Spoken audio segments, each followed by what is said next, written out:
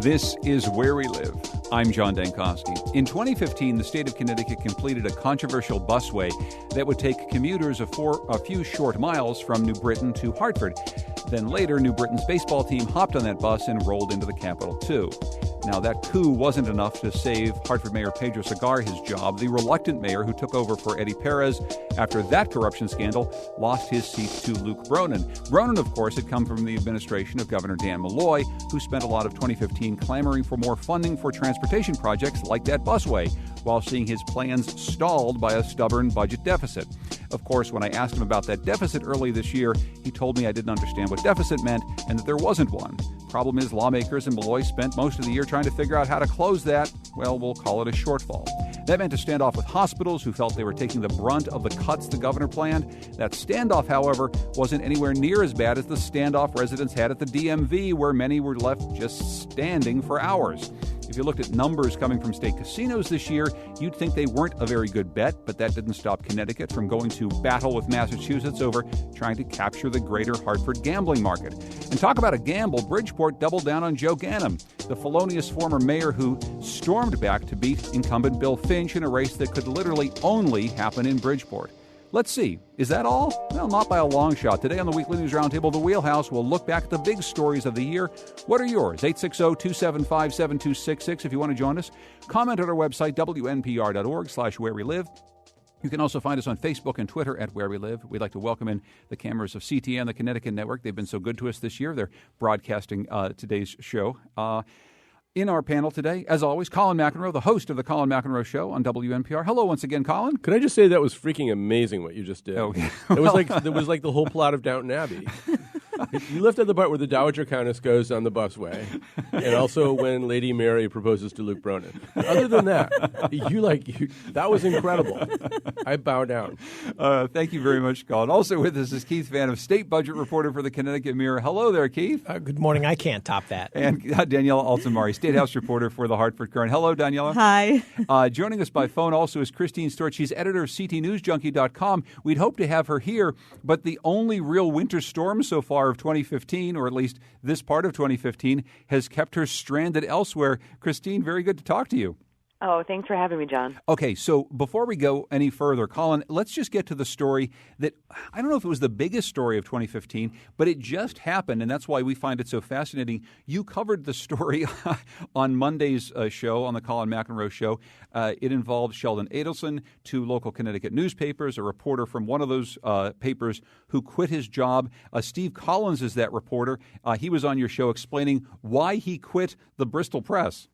Well, one of the things I do is I run this nonprofit for young journalists, Youth Journalism International, and so in that we teach students all over the world about what it means to be a journalist and about ethics. And I woke up on Christmas Eve, and that morning I just knew that I couldn't, in good conscience, continue to work for a man that I knew was just throwing everything that we stand for into the wind. And how do I teach kids how to do something and then not live up to what I'm telling them? So I get out. Okay, so that's Steve Collins explaining why he left a local newspaper. And Colin, you were just saying it was hard to imagine that I could sum up all of 2015 in just a couple sentences. You tried to sum up this story, and it took you about 5 minutes on the air the other day, and even you were saying, I don't know if that's enough time.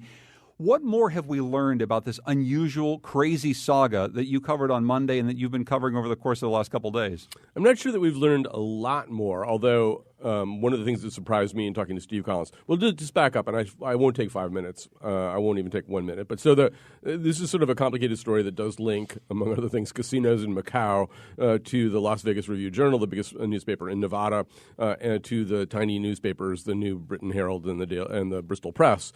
It's a story in which the purchase of the Las Vegas Review-Journal was at least initially done under concealment. The Adelson family wasn't clearly known to be the owners. There was a kind of a story that they wanted about a judge whom they didn't like, or somebody wanted that story. We don't really know who. That story wasn't printed in Las Vegas, but it was kind of printed in the Bristol Press and the New Britain Herald. publications not ordinarily known for their interest in the Nevada court system. It was printed under a byline. The byline was Edward Clarkin. We're going to come to that with Christine. I'm pretty confident saying now, I'm very confident saying right now that Edward Clarkin is Michael Schroeder. He's the publisher and editor of the Herald and the Press. He was also kind of the point man, the visible point man for the purchase of the Las Vegas paper. And so you had this weird thing where these little newspapers in Connecticut wound up publishing a story that somebody in Las Vegas wanted and didn't get, all of it very critical of a judge who's sitting on a very important case to Sheldon Adelson. That's it. My time is up. And I think you did a very good job explaining it. As you said, there's probably nothing new that we absolutely know right now, although we have Christine Stewart on the phone, and one of the most interesting things about this is trying to figure out who this guy was, Edward Clarkin, who wrote these stories. And turns out you were the reporter, Christine, who figured out who Edward Clarkin is. How'd you do that? Yeah, so right before I left for the airport, I had gotten a tip that Edward Clarkin had also written this article for this tabloid paper called Boston Now, and that was back in, I want to say, 2008. So I went back into the Wayback Machine, and I pulled that article up, and, the byline was Edward Clarkin, and I was like, that's interesting. Who owned this newspaper at that time? Oh, it was Michael Schroeder. So Michael Schroeder owns, this newspaper where Edward Clarkin's byline appears, and I thought that was interesting. Read Matt Kaufman's piece, in the Hartford Courant, also trying to figure out who this Edward Clarkin is. I'm at the airport waiting for my flight, which is delayed, by the way, because of a fuel shortage. Going out on Wednesday, the 23rd. And so while sitting there being part of the news cycle, being actually part of the news at that point, I started just thinking about going through the obituaries. And the obituaries, I don't know how it happened, but it led me to Michael Schroeder's Facebook page, which also happens to contain his mother's maiden name. And I would, put two and two together. His middle name is, Michael Schroeder's middle name is Edward, and his mother's maiden name is Clarkin, and it just fit. And that was that, and I took off on my flight for Christmas. And you've been stuck at the airport, one place or the other, ever since. So doing a lot of work from the airport. Is this commonly used, Colin? Is this something that reporters have done for a long time? If they want to write under another name, they use their middle name and then their mother's maiden name? Yeah, it's something we really have never talked about before, but pretty much everybody does it. No, this is actually not something that, one of the things in fact, restaurant reviews, which is the other thing that Edward Clarkin was known for in New Britain prior to all this, is one of the few examples of subterfuge which is sort of tolerated. It's not usually tolerated in the form of a nom de plume. But it's usually, people wear disguises and stuff like that. But in general, the whole idea of journalism is, unlike everybody else on the internet, you put your name on what you do, you put your name behind what you do, and you're accountable for what you write. So the most important thing we have to handle before we let Christine go is we need to understand that if anybody was to write under a nom de plume here, using this same convention, the Schroeder name. Christine, what would your Schroeder name be? Your I guess it's your middle name and your mother's maiden name. So it would be Marie Bookleitner. Marie Bookleitner. I love that. That's a perfect name. Yeah. No, I like Daniela's much better. Oh, Daniela, what's yours? Naomi Silverbush. Naomi Silverbush. That's a pretty good pen name. So if you see any Naomi Silverbush written columns, you'll know to maybe raise an eyebrow. How about you, Keith? What? I can't top any of these. Michael Benoit just doesn't have the same ring. Michael Benoit's pretty good. Colin? Wells Cotton, but my porn star name is Kitty Pleasant. And I'm Kenneth McCluskey. I will say that this story being at the end of the year sort of gets us to a couple of the other stories that I know that you wanted to talk about, Colin, very, very, very briefly. This is about the newspaper industry. This is about some things that have happened in journalism. And it's been, in many ways, kind of a rough year for our industry. We've seen a number of buyouts at the Hartford Courant. We've seen some layoffs at other places, including the big AM talk station here. What do you see in this year of journalism? Well, I mean, maybe one of the solutions is to have people write under more than one byline, so it'll seem like there's more people working there. But so Dana Whalen, a veteran news person, was laid off at WTIC. And then the Current has gone through another one of its incredible contractions. This one involves a lot of really well-known names, ranging from Tom Condon to Bob Englehart, to Mary Ellen Philo, to Jim Shea. I mean, there's lots of other people whose names you don't know who are really, really important too. And Kevin Hunt, I think, left. Yeah, Kevin Hunt left. So, and a lot of other people who aren't famous, but who are really, really important to putting a newspaper together. So, yeah, I mean, as has been the case, conventional legacy media got smaller. Danielle, give me a sense of what this story has meant to you, how this story of the last couple of days about the newspaper industry. Isn't the fact that she's weeping enough for you, John? has struck you, and also just what it was meant for our industry this past year. Well, I mean, as we know, as Colin just laid out, it's a time of tremendous change. You know, you wonder next year at this time what things are going to look like. I mean, things are moving so rapidly, and there is so much change. You know, Steve Collins put a line in the sand that was really important, and took made a powerful statement. I think with his announcement, he's got 2 kids in college. He's got a house and a family, and it's got to be hard, and that takes a lot of courage. Yeah, the courage to leave a job that you probably love an awful lot because you just don't want to work for who you're working for anymore. How does this story strike you, Keith? I think what it really says to me, and what scares me most of all, is, as sure as my name is Michael Benoit, is that there's already a response to all these trends that Danielle and Colin are talking about, and that is that the newsmakers are packaging, some call it aggressively framing the message in ways never before. In other words, the newsmakers are very aware of the contractions that are going on in our industry. They're already responding to it. I feel, especially covering the state budget, that I'm always looking for the Easter egg, always trying to look, what are they trying to slip past the goalie? And I think that happens more and more when politicians realize they're dealing with younger and thinner staffs all the time. Does that strike you as right, Christine? Are you seeing a change in the way newsmakers are approaching the now thinned-out news media? Oh no, definitely, and we are far outnumbered by the spinmeisters and the PR people and even the staff of some of the politicians far outnumber the journalists in the state, and that's a pretty daunting. It's a daunting task, but we are small, but we are mighty, and we are definitely still continuing to dig. And I mean, Steve Collins, amazing, and his courage has been amazing, and I think that it has inspired all of the journalists in Connecticut.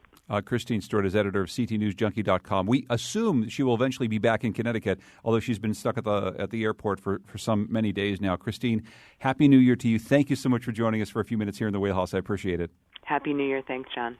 We're going to take a break, and when we come back, we're going to go rapid-fire style through the year's news with Colin McEnroe, host of the Colin McEnroe Show on WNPR, Danielle Altamari, State House reporter for the Hartford Courant, and Keith Phaneuf, who's the state budget reporter for the Connecticut Mirror. You can call us up, 860-275-7266. What are some of your stories of the year here in Connecticut in the Wheelhouse, where we live?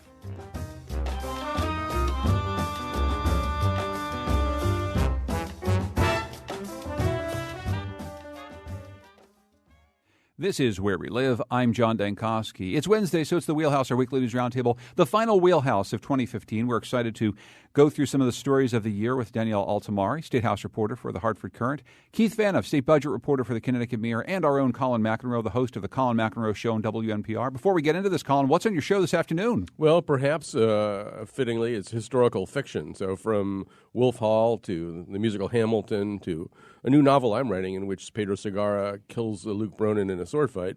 Obviously, historical fiction is something that people really like, but there's some real questions about what happens when you start imposing your own authorial vision on what actually happened in history. That's coming up at 1 o'clock on the Colin McEnroe Show. Very interesting. So let's get to some of the big news stories of the year. And there's a lot of places to start, but maybe I should just go around the table and just ask each of you, what are your big stories of the year? Danielle, I'll start with you. I mean, when you think back on on this year, what are the things that really stick out to you?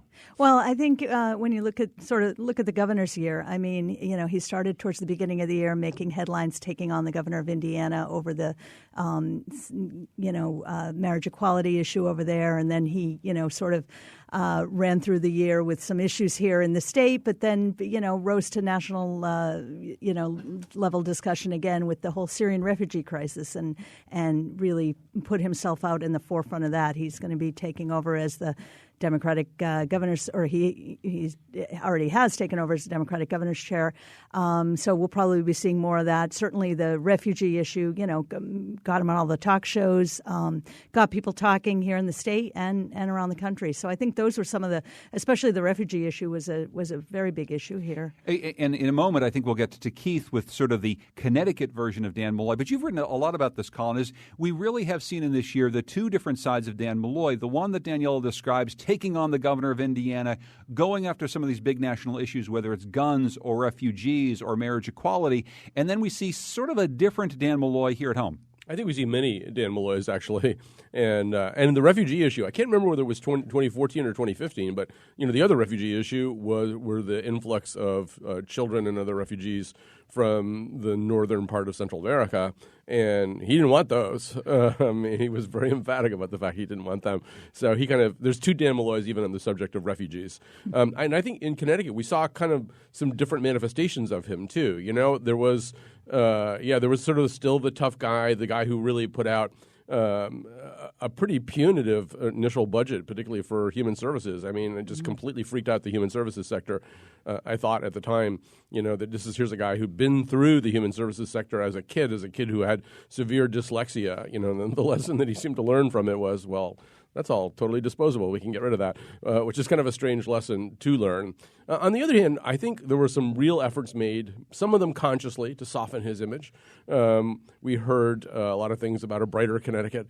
That seemed to be a buzzword for them for a while. And I feel like he's been, he's the porcupine. So it's a little alarming when he adopts a hug the press strategy, but he's kind of got a hug the press strategy going on right now, right? We're all getting, well, not me, but a lot of you are getting calls and emails and sort of overtures of friendship and stuff. There's kind of a sense that he doesn't really want to be known here in Connecticut as the guy who can't get along with anybody. So just at a personal level, I do think he's tried to refashion his image a little bit. Keith? I just want to make clear, I didn't get a hug. I didn't get a high five.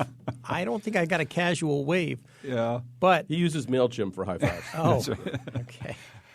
I think the best way I could try to sum up what happened in terms of state finances, this fiscal iceberg that people have pointed to on the maps all these years is coming. You can now see it off the starboard bow. For the first time, you saw a real backlash from the business community. Just, to remind everyone, in 2014, and this goes beyond Governor Malloy and Tom Foley, we had every candidate under the sun planting these little ticking time bombs of fiscal expectation. Big tax cuts after the election. We've licked our problems. Everything's wonderful. And then we get into 2015. And the fiscal conditions haven't changed. We have just as many resources as they told us in 2014 we'd have. We have the same expenses. Nothing got worse. And $500 million in tax cuts signed into law becomes $1.3 billion in tax increases. And we saw GE and Aetna and other companies scream. And quite frankly, we saw Governor Malloy and the other politicians blink. Now, they have not, because of the numbers and because the numbers keep getting worse, we're not going to be able to see them just give GE everything they want. But we're seeing, if not desperation, some serious fear going on at the Capitol. And for the first time, we're seeing rank-and-file lawmakers taking a look at the numbers and saying, whoa, over the next decade and a half, things are horrible. That may not sound like a big story, but that's never happened in my career. Well, this notion that we are in a worse place fiscally than anyone wanted to admit is something that, frankly, Keith, you've been saying for a very, very long time here on the air. Is this the year in which, whether it's the business community or the citizens of Connecticut started to wake up to this notion in a bigger way that indeed we really don't often have enough money to pay our bills, and we certainly don't have enough money to do some of the things we say we want to do beyond just the things we got to do. Absolutely. You're seeing right now both sides of the aisle. People are boxed in. Okay, they think they've bottomed out on what they want to do to hospitals. Nobody wants to touch town aid. We've got this new equivalence of fiscal bait and switch. Before the election, we promised tax cuts, and then when we go back on them, we say, okay, well, we're going to give you – we know we reneged on those tax cuts, but we're going to give towns a whole lot of money. After the next election, when there's a deficit right now anywhere from 5 to 7 times the size of the town aid that we've promised. So, I mean, people are already basically saying the towns are going, yeah, okay, we're getting that money right. If we see any of it, it'll be because you broke into our piggy bank and, gave us something out of our wallet as a birthday present. Well, Danielle, I mean, Keith suggests that lawmakers and Governor Malloy maybe blink at some of the big corporations finally saying, enough is enough. We're going to leave Connecticut if things don't change here. Do you really think that GE's threat to leave the state, that some of the other things that we've heard from the business community, that this really has been a year in which people are being shaken a little bit by those messages? Yeah, I mean, who knows, whether it was an empty threat or not. I guess we'll see. But, we saw a lot of anger at the Capitol this year. We saw, the business community coming up, really expressing anger after the budget. We saw the hospitals expressing really, profound anger and frustration at the governor's proposed cuts. I mean, this was a year where, you saw, and as Colin says, you saw disability rights activists and people, coming up to the Capitol week after week, really, really hurt and really, really frustrated. So I would say more than usual. Yeah. Keith and Daniela might disagree with me, but the budget process is never really kind of a theory that gets put into place. It's a lot of people running around twisting dials in one direction or another, righty-tighty, lefty-loosey. Let's squeeze some money out of here. Let's grab some stuff over here. Let's cut this, and just trying to make the whole thing coming and raiding various rainy day funds and stuff like that. There's never much of a working hypothesis about what the budget's overall goal is going to be. Granting that, I think this year during the non-special session, there was less of a theory than usual to a degree that kind of shocked many of the lawmakers. I mean, even in the last couple of days of the session, they were saying, we don't really know what it was we were supposed to do up here. And I think we have a better answer now. In a way, the whole initial process was they treated the population of Connecticut like a gigantic focus group. It's like, okay, here's some stuff we're going to do. And then they kind of took the feedback, and the feedback is all the things that Daniela just described, all the people who squawked and yelled. And, of course, the focus group it's not really evenly spaced, right? Some of the people in the focus group are a lot closer to the ears of the legislator and the governors, the legislators and the governor. But that's kind of how the process worked. What if we did this? And then there were two problems. First of all, as Keith can explain, there wasn't really enough money to do that anyway. And second of all, a lot of people didn't like it. So that was the theory. It was like just put a trial balloon up there or a bunch of trial balloons and see who shoots at them. And one of the issues, of course, Keith, is it gets to this two Connecticut's idea we've always talked about, kind of a state of inequality. The focus group includes, on one hand, General Electric and hospital CEOs. And on the other end, it's people who need social services whose kids can't get some basic needs met. And as Colin just suggested, you put those two groups in a focus group, they're not going to get, equal weight from everyone.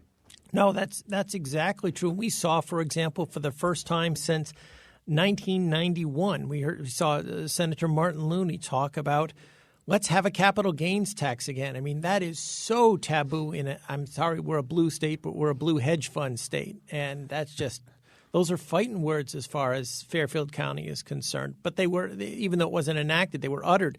And I think Colin nailed it. You have, with the social services, this expectation that was built. It's not that in 2015 politicians started to spin. The spin just has never been so far from the numbers. This expectation of prosperity that they created in the last election, followed by, they were stuck no matter who they wanted to drop the hammer on. They said, wow, we really built their expectations up and now we're going to clobber them. Who else can we hit? And then they realized there was pretty much nobody left on the list. I think that'll be the big battle, by the way, of 2016. It will be the wealthy versus the poor. When you talk about expectations of prosperity, one thing we're always very good at here in Connecticut is when times are tough, whether at the state level or in the cities, we try to figure out big ideas to make all the problems go away. And there were a lot of those this year. David from Woodbury is calling about one of them. Hi, David. Go ahead. You're on Where We Live. Oh, hi, everybody. Oh, first, GE, please stay. But Manny, gambling is a predatory entity. We have 2 gambling casinos, too many, and the idea of a third is just horrible. I agree with the governor who does not like it. I hope it never gets built. More than a hope, it must never get built. Well, David, thank you very much, and Happy New Year to you. So this is one of the things we talked about, Daniela, right? There's 2 casinos in southeastern Connecticut, both owned by Native American tribes, but Massachusetts decided to get into the gaming business in a big way, putting a casino in Springfield. At least they're talking about putting a casino in Springfield. Every time I look at that plan, it seems to be shrinking. But during the course of this, there was an awful lot of talk about how the tribes can get together with the state and head off some of those people who are going to be going up to Springfield. So, as David suggests, we've been spending some time talking about should we build a third casino in Connecticut? Yeah, and we're already seeing, the trade unions coming out to the Capitol and putting pressure. They want to see this built. So, that is definitely going to be a big issue, going forward. But of course, one of the things, Keith, is if you look at the take from the casinos in Connecticut and all up and down the Eastern Seaboard over the last couple of years, maybe this isn't the best bet right now. I mean, gambling is not necessarily thriving. No, I mean, the take is continuing to go down. On the positive side, both of the tribes, the Mohegan and the Mashantucket Pequots, have really begun to diversify. I mean, they are little mini economic angel investors. They've got, from commercial developments, bakeries, movie theaters, they're putting money into different things. And I think what they're trying to say is, can this buy us some time to diversify? Without taking a side on that, though, I think either way, you're going to see them continue to do that because Connecticut is moving away from gambling, and I don't think anything's going to change that. And the latest idea that has been floated, Colin, is that a casino might come to the North Meadows of Hartford, although the new mayor, Luke Bronin, who we'll talk about in just a moment, has suggested he doesn't think that's the best idea. I mean, we've spent some time talking about casinos. Hey, we might even get Keno this year finally. Right. Before I answer, I'd like just to take a sip of this delicious Mashantucket coffee. It is good. All right. So, I think the casino in Hartford is a non-starter. Unless Luke really changes his mind, you're just not going to be able to do that. And the theory of this is that the theory of this whole casino movement is that gamblers are like shad, they swim upstream, and if you can sort of net them somewhere around Enfield, they won't get into Massachusetts and spend their money. And I'm not really sure it really works that way. And Keith is absolutely right about the diversification, but that had to happen. The handle has been going down year after year, and this didn't. The handle is the overall amount of money bet. And this didn't start recently. I mean, the handle's been going down steadily for many years now. So these 2 tribes, and they're very smart people, and they understand this, they know ultimately that the goose that lays golden eggs is doing what all geese do when they get older, lay fewer eggs and then ultimately stop laying them at all. Now, this is one of the big ideas that came to the state. The other one, as I suggested at the front of the program, was this notion that Hartford could build a baseball stadium to attract a minor league team to come just a few miles up the road from New Britain. This would leave New Britain without a team, at least for a while. And the way that this stadium, Colin, which we are seeing now rise up over I-84, has been built, has provided almost an endless supply of stories about how not to roll something out. All of that said, and the fact that Pedro Segarra, who wanted the stadium built, lost his reelection bid, it seems as though it'll get built and minor league baseball will come to Hartford, and it's in an empty parking lot, and maybe that's a better thing than what Hartford had there before. Well, I think it's sort of like CT Fast Track. No matter what you thought about it when it was in its planning stages, the only moral or ethical thing to do is to root for it once it's built. And so, I didn't like the process very much. In fact, there were so many things not to like about the process, as you've suggested. It's hard to just pick one. But ultimately, that doesn't matter because it's going forward. It's going to get built. This is another thing that Bronin has said. We all have to now really want this to work. There isn't a scenario where it doesn't work and a lot more people don't get screwed. Do you think, Keith, that this is just a continuation of something Connecticut has done for a long time? Is we kind of bet on these big-ticket ideas. We think that there's going to be something to solve the problem. In Hartford, it's a minor league baseball stadium. In Bridgeport, we're going to put a Bass Pro Shops down along the waterway. I mean, are we just doing more of the same? I think there's always been this theory that if you can create this critical mass, if you build it, they will come. I'm going to have to show my bias here, but another reporter I know at the Hartford Courant has done some work on Dillon Stadium, and it seems like Hartford, their approach, whether it's a soccer stadium or a baseball stadium, they're just having a tough time putting together this critical mass. They're groping for some quick, easy answer. And Dillon Stadium, of course, the football stadium just outside of the Colt Armory, Daniela, and trying to make it into a Major League Soccer stadium has just uncovered a whole new series of follies this year. Yeah, and Keith's right. Jenna Carlesso has done some great work on that. And, it goes, think of the New England Patriots, 2 decades ago. This is the same story over and over again, right? Jenna Carlesso is my Schroeder name. I just want to make that clear.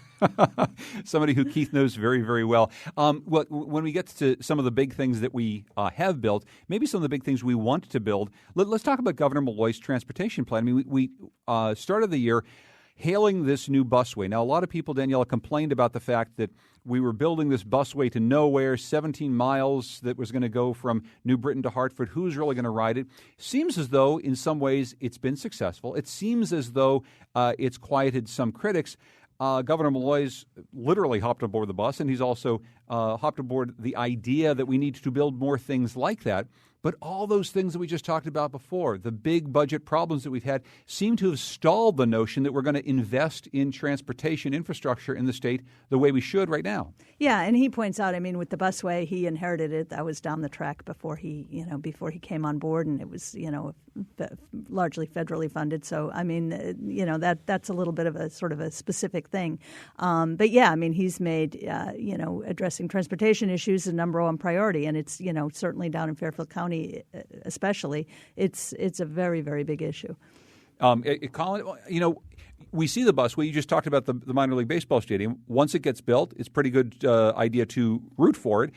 Does the busway point at least in the direction of where Connecticut could go with more sorts of transportation projects like this if we could ever figure out a way to fund them? Right. So a couple of things here. Actually, the busway brought up the other pseudonym story of the year besides Edward Clark and Mike Sanders, who's a great guy who works for DOT, but he kind of got caught going on some comment threads under his Schroeder name, which was "Give Me a Break." Sticking up for and correcting people who were basically saying things about the CD Fast Track that were wrong.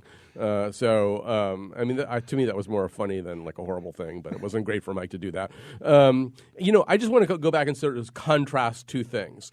The CT Fast Track, as Daniela said, went through this incredible scrutiny process. It began in the 90s, and to get this money from the federal government, you've got to jump through all kinds of hoops in terms of feasibility studies, traffic studies, you name it. It's a really long, arduous, fly-specked process. Putting up a baseball stadium, you can apparently do with a letter to Santa and, 2 major forms of ID. It really is there was no process whatsoever as far as I could tell, and it's sort of weird because people crab about the busway like it's some kind of political boondoggle piece of garbage, that somebody put up. But in fact, everything, if you believe that government monitoring and government regulation can lead to better results, it really does go through the pipeline that way. People don't complain so much about sports stadiums because they like them. But really, the process by which this baseball team was transferred from New Britain to Hartford, the process by which the stadium was approved, there are student councils at high schools in Connecticut that have more rigorous oversight processes than what we saw here. Keith? Just wanted to add one last thing to transportation. We've got a report coming out in January that's going to recommend how we're supposed to fund transportation for the next 3 decades. And everybody has already got a dusty spot on a dusty shelf just saved for this report because they don't believe any politician in an election year is going near any document that contains the word tolls or gasoline tax increases. And I think you even in a way saw Governor Malloy imply that he knew that when he made this push at the end of this year to get this transportation lockbox passed and this idea of a constitutional amendment that's going to lock in transportation money that now he wants to do before we've even defined the sources. So it's this lockbox of crepe paper and graham crackers that's only going to freeze in money that's already there. But all future gas tax increases or tolls might be outside of it. That just screams to me that at this point everybody knows the transportation work is probably not getting done anytime soon, and they're trying to repackage how the public looks at this. Keith Vanneff is state budget reporter for the Connecticut Mirror. He also has a YouTube channel in which you can see him build lockboxes from crepe paper and graham crackers. It's really quite interesting. I also make balloon animals. We'll also talk with Danielle Altamari coming up in the next segment. She's State House reporter for the Hartford Courant. Colin McEnroe, the host of the Colin McEnroe Show on WNPR. We're talking about some of the big news stories of 2015 here on the Wheelhouse, where we live.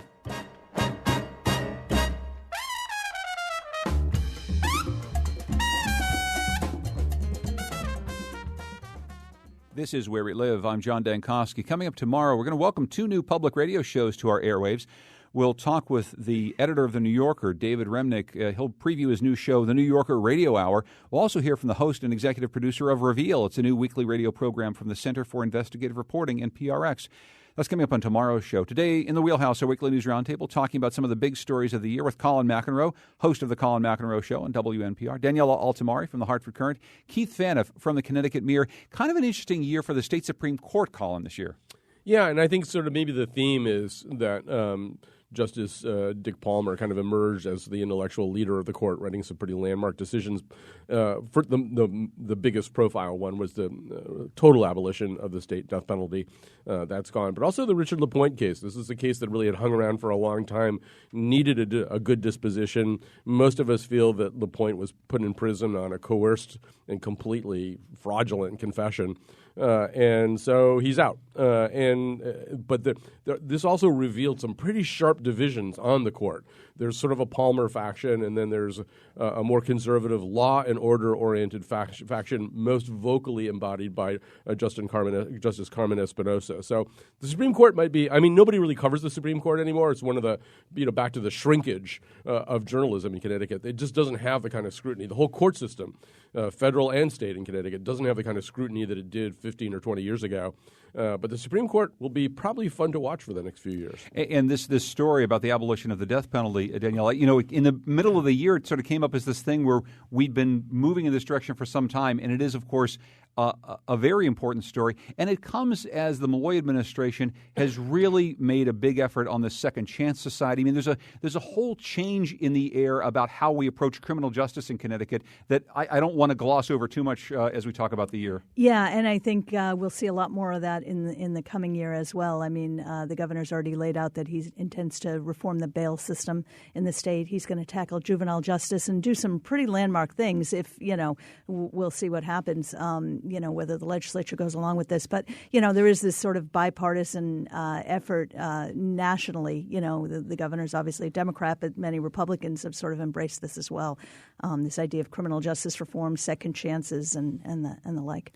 Well, one of the things, though, that seems to keep coming up, and it does have to do with criminal justice reform, is the state's Department of Children and Families. I mean, it's never really a good year for the state DCF because there's always a series of bad stories. But this year we saw the release of a series of videos and whistleblower complaints about how staff deal with some of the children at the state's locked facilities. These are, of course, facilities that almost everybody in the state says we probably shouldn't have built the way we built them. There were also 2 controversies over the bodies of young women, Colin. There's the Cassandra C. case, the Jane Doe case, an awful lot of conversation about how the Department of Children and Families really interacts with some of the people that it's in charge of. Yeah, and you, I think, probably know the Jane Doe case a little bit better than I do. But so the Cassandra C. case was a young woman, 17 years old, I believe.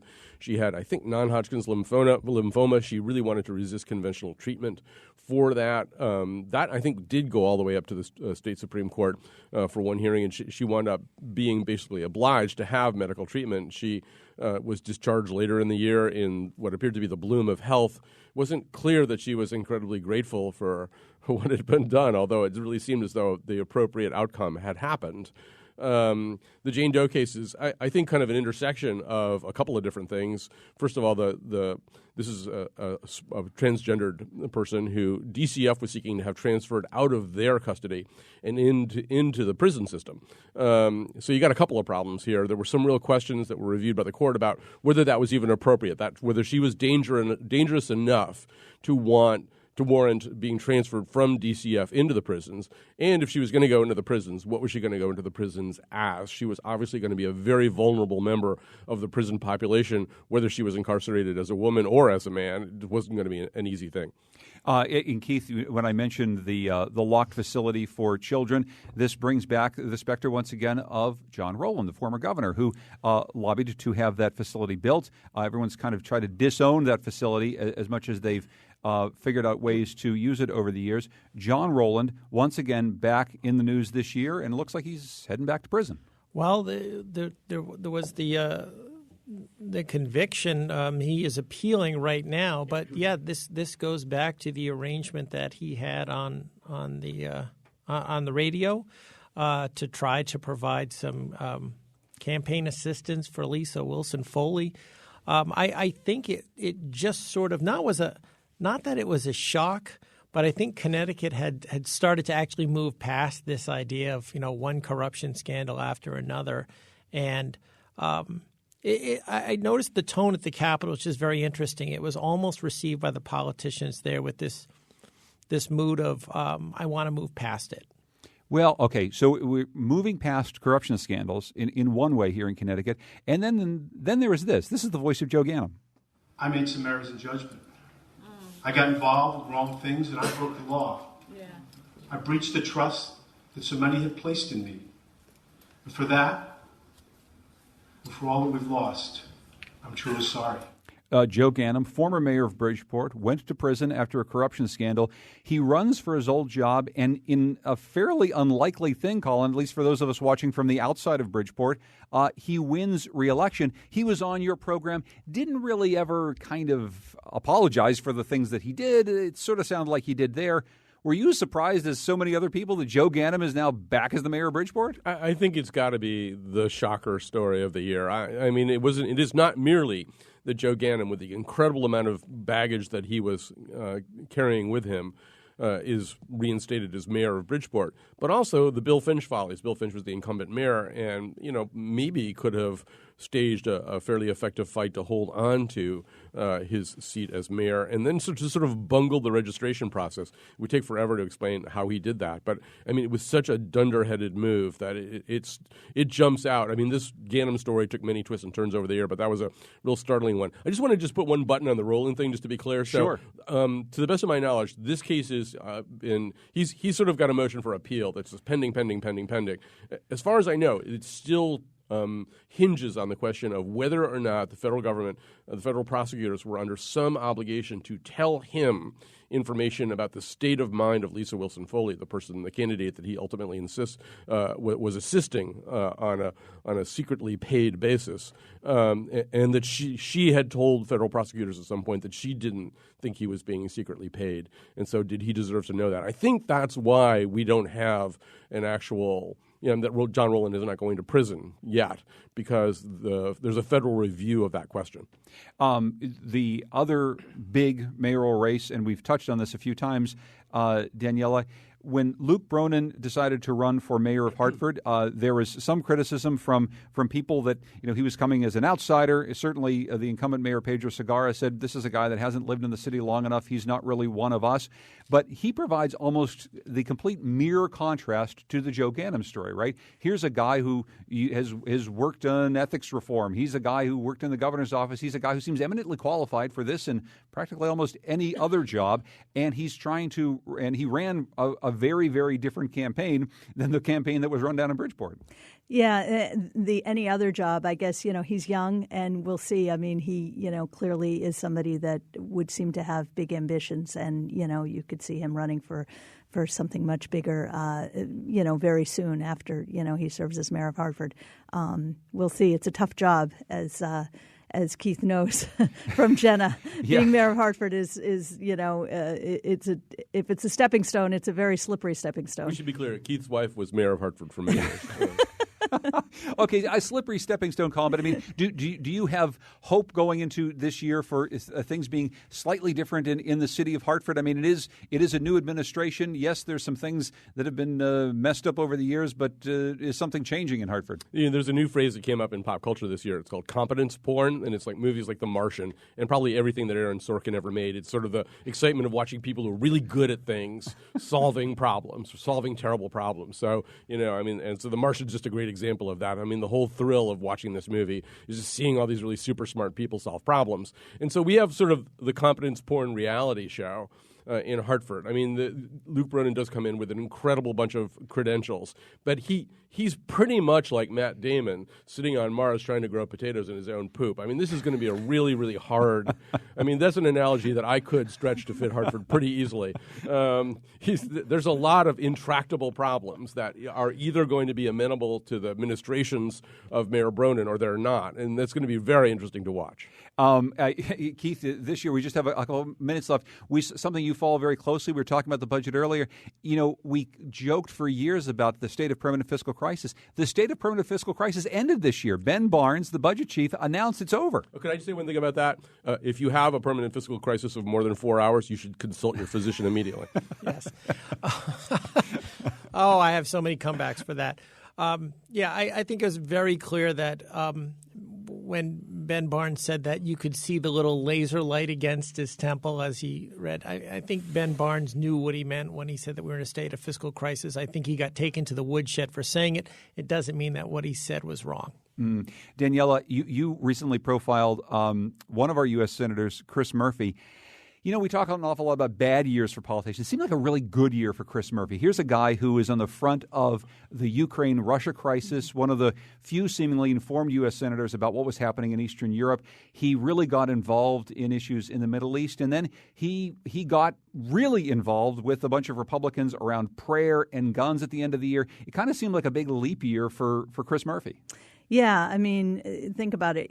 He's in a good place. He's not running for re-election for a couple of years. He seems to be hitting his stride on a number of these foreign policy issues that you mentioned. But he's still in the minority party, and I'm sure that's frustrating and difficult. And certainly with gun control, that's something him and the rest of the delegation have been very vocal on their frustrations about.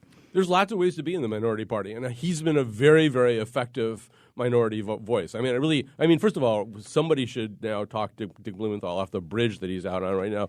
We like you too, Dick. It's not like you like Chris better and stuff. But I agree. Murphy, he's in front of the cameras in a good way. It doesn't look opportunistic. It looks like it comes out of conviction.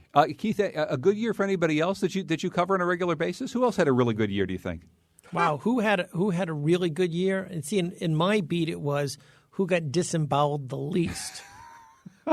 So if you're asking me who had a good year, I would probably say Connecticut's wealthier households in Fairfield County, because when you look at what they almost got hit with versus what they actually got hit with, and I wouldn't hold my breath for 28. They'll maybe be okay in 2016. By 2017, batten down the hatches. Anybody else you think had a really good year, Daniela? Well, I think, going back to the governor, you could argue that he had a pretty good year. I mean, he's a national guy now, campaigning for Hillary, going all over the place. I mean, maybe at home the story is different, but, certainly politically, maybe for him it wasn't a bad year. Colin, for you? Bernie Sanders, Bernie Sanders, Bernie Sanders. Yeah. Yeah, Malloy's an interesting one. He had a good year, but he's sort of a prophet without honor in his own country. I mean, he has a terrible approval rating in Connecticut. Yeah. So it depends on what you think Absolutely. that he thinks his job is right now. Well, look, for the last minute that we have, you mentioned Bernie Sanders. We've been talking about Connecticut politics for the most part, but given what Keith just said, a really good year again for wealthy households in Connecticut. I mean, is the Bernie Sanders effect likely to be felt over the course of this next year? The notion that he continues to hit, that we need to rebalance the playing field here in America.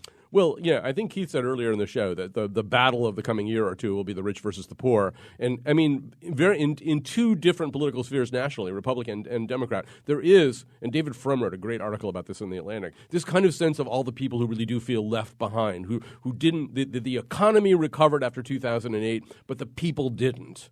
And Bernie Sanders is talking to one group of them saying, here's why you didn't recover and here's what needs to be done for you to be made whole again. And then Donald Trump and a bunch of other people are saying basically the same thing. You didn't. We're still weak. Things aren't good. Here's how I'm going to fix it.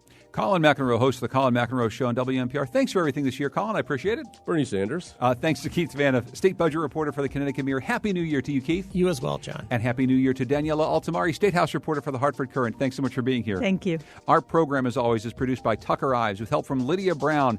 Heather Brandon's our digital editor. Our technical producer is Kylan Wolf. The executive producer of Where We Live is Katie Tolarski. Our intern today is Nate Gagnon. Continue this conversation on our website, WNPR.org/wherewelive. I'm John Dankosky. Thanks for joining us.